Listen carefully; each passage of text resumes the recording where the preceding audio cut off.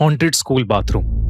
14 साल के जेक के पापा का हाल ही में एक नए शहर में ट्रांसफर हुआ था, जिसकी वजह से जेक का एडमिशन एक नए स्कूल में कराया गया।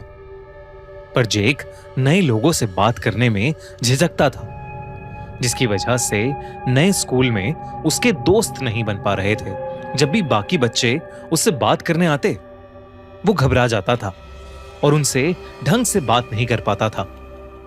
इस वजह से वो बाकी स्टूडेंट्स को भी बहुत अजीब सा लगने लगा था। धीरे धीरे सब बच्चे उसको भोंदू और लूजर कहकर उसका मजाक उड़ाने लगे और उसे बहुत ज्यादा तंग भी करने लगे। जेक को अपना नया स्कूल बिल्कुल भी पसंद नहीं आ रहा था और वो और भी ज्यादा चुपचाप रहने लगा था। जैसे ही क्लासेस ओवर होती थीं और फ्री पीरियड या ब्रेक शुरू होता था, तो वो स्टेयर्स से ऊपर जाकर 4th फ्लोर वाले स्कूल वॉशरूम में छिप जाता था। वो 4th फ्लोर वाला बाथरूम थोड़ा टूटा हुआ, पुराना सा था, इसलिए वहां कभी कोई आता नहीं था। पर एक दिन लंच ब्रेक में जब वो बाथरूम में बैठकर छुप कर रो रहा था, तभी उसे बाथरूम में किसी के घुसने की आवाज आई और वो और भी ज्यादा डरने लगा, क्योंकि उसे लग रहा था कि उसके क्लास के बदमाश बच्चे उसे ढूंढते हुए वहां आ गए हैं। जेक ने घबराते हुए बाथरूम के केबिन के नीचे से झांका, तो उसे किसी के फटे पुराने जूते और किसी आदमी के पैर दिख रहे थे। बाहर जो कोई भी था, ऐसा लग रहा था कि जैसे वो गुस्से में गुर्रा रहा हो।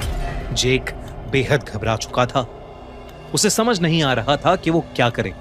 तभी स्कूल के लंच ब्रेक ओवर होने की बेल बजी। जेक ने बहुत हिम्मत करके दरवाजा खोला तो उसने देखा कि बाहर कोई भी नहीं है। पर जैसे ही जेक की नजर बाथरूम में लगे मिरर पर पड़ी, उसकी रूह कांप गई। शीशे में उसे दिख रहा था कि उसके पीछे कोट पैंट पहने एक बूढ़ा सा आदमी खड़ा है, एक बहुत ही अजीब ढंग से देखता हुआ मुस्कुरा रहा है। लेकिन असल में जेक के पीछे कोई नहीं था। जेक ये देखकर बहुत ज्यादा डर गया और बहुत तेजी से बाथरूम से बाहर भागा और सीधा क्लास में जाकर बैठ गया और उसी घबराहट में दिन खत्म होने का इंतजार करता रहा। जब स्कूल ओवर हुआ तो जेक स्कूल के बाहर अपने पापा का वेट कर रहा था और तब उसे फिर से वो बूढ़ा आदमी दिखा। 4th फ्लोर की बालकनी से वो बूढ़ा आदमी उसे बाय कर रहा था, वही भयानक मुस्कान लिए। इससे पहले जेक किसी को कुछ बोल पाता, उसके पापा उसे लेने आ गए।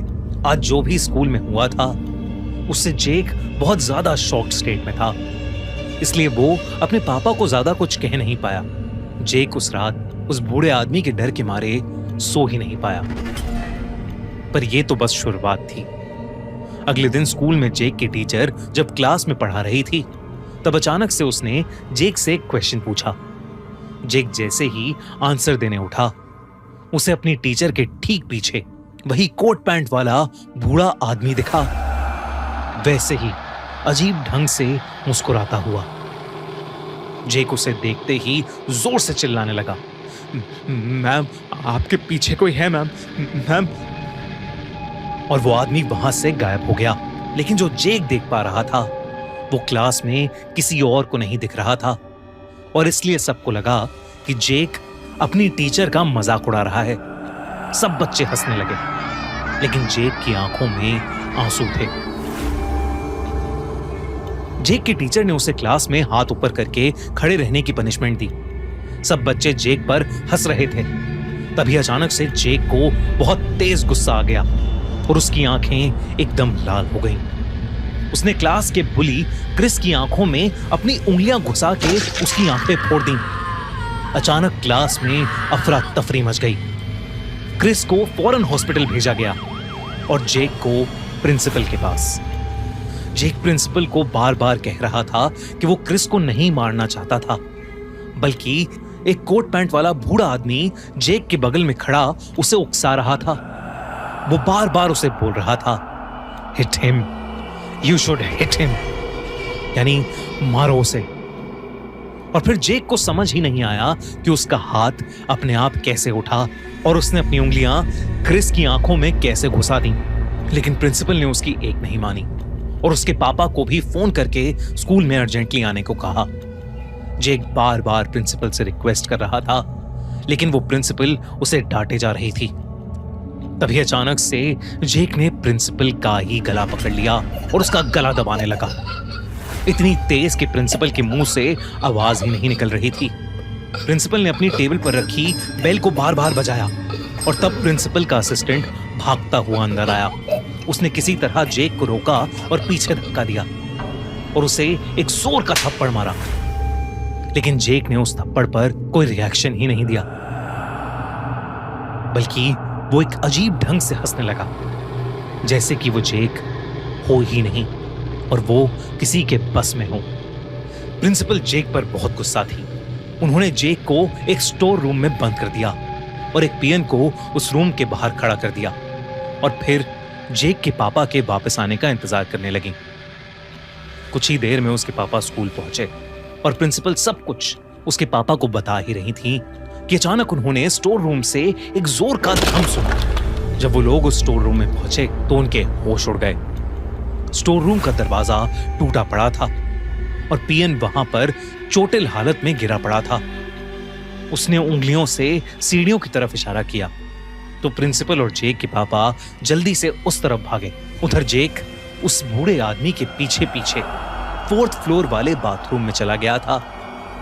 ऐसा लग रहा था कि जैसे जेक अब पूरी तरह से उस आदमी के वश में है।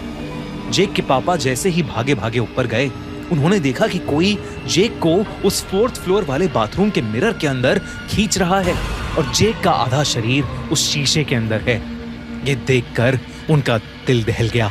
वो जल्दी से भागे और उन्होंने पूरा जोर लगाकर जेक को वापस खींचा। जेक बेहोश था। उसके पूरे शरीर पर कई सारी चोटें लगी हुई थीं। उसे जल्दी से जल्दी हॉस्पिटल लेकर जाया गया। जेक ने अपने साथ हुआ पूरा किस्सा शुरू से आखिर तक बताया। उसने कहा कि वो कोट पैंट वाला आदमी उसे अपने साथ उस मिरर के पार अपनी दुनिया में ले जाना चाहता था। तब स्कूल प्रिंसिपल के असिस्टेंट ने बताया कि करीब 2 साल पहले इस स्कूल में एक प्रिंसिपल रॉजर थे। वो हमेशा बच्चों को बहुत प्यार से रखते थे, लेकिन उस समय एक एक करके स्कूल के सबसे मासूम बच्चे गायब होने लगे थे और तब पता चला कि प्रिंसिपल रॉजर स्कूल बाथरूम में उन छोटे छोटे बच्चों को ले जाकर उन्हें मार देते हैं और उनका मांस खाते हैं। एक ऐसे ही रोज पुलिस ने 4th फ्लोर के बाथरूम में प्रिंसिपल रॉजर को रंगे हाथों पकड़ा और मार डाला। तब से वो 4th फ्लोर का बाथरूम बंद पड़ा था और कोई उसे यूज नहीं करता था। प्रिंसिपल के असिस्टेंट ने कहा कि अभी हाल ही में उन्होंने 4th फ्लोर का बाथरूम ओपन किया था क्योंकि उसमें उन्हें रेनोवेशन का काम कराना था, लेकिन उन्होंने ये कभी नहीं सोचा था कि प्रिंसिपल रॉजर की आत्मा उस बाथरूम में कैद थी और वो इतनी खूंखार थी। उस इंसिडेंट के बाद पूरे 4th फ्लोर की क्लेंजिंग कराई गई और उस बाथरूम को हमेशा हमेशा के लिए बंद कर दिया गया। आज भी उस स्कूल में 4th फ्लोर पर कोई नहीं जाता। जेक के पापा ने उसका स्कूल ही चेंज करवा दिया, लेकिन जेक अपने साथ हुआ ये इंसिडेंट शायद ही कभी भूल पाएगा।